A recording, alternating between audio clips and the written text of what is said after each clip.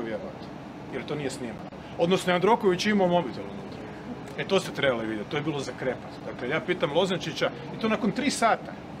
Dakle, čovjek je imao valjda sinkopu, dakle, 3 sata nije otvorio usta. Onda je bio jedan, već sam rekao što, da bi ga onda vidjeli kako tipka na mobitel. Na iPhone, ili šta već ima.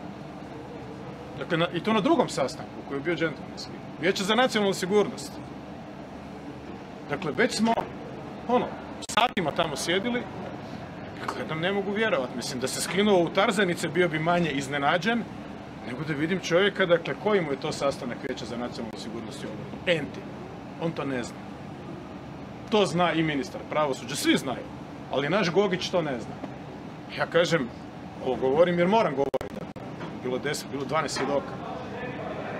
Rekao, ja dobro vidim da ovaj tipka na mobitel. Dakle, da je u komunikaciji. Mislim, da sebe ne dovedemo u nezgodnu situaciju. Veli, da. Ja kažem premijeru, gledajte, ako dobro vidim, predsjednik Sabora se igra s mobitelom. To najstrože zabranjeno. To je to. Može bio zapisničar.